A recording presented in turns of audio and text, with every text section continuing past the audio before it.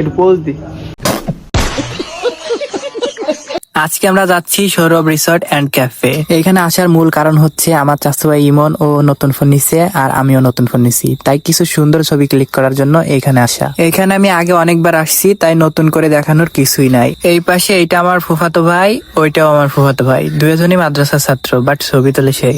যেই কথা সেই কাজ, আমরা কিছু ছবি ক্লিক করা শুরু করি। ছবি তোলার সময় বাইরের কিছু মানুষ এমন ভাবে তাকাচ্ছিল যেন আমরা চিড়িয়াখানার পশু, বাট কিছু করার নাই, আমরা ছবি তুলতে আইছি, তুলবই। আমাদের ছবি তোলা শেষ, এখন এই দুইজন ছবি তুলতেছে। ইয়া ফিলিংস কেমন? তেলের মতো কষকষে। বিশ্বাস করেন ভাই, সময়টা অনেক বেশি ভালো কাটতেছিল। ইভেন আমরা মেনু কার্ডও দেখতেছিলাম খাবার অর্ডার দিব বলে, কিন্তু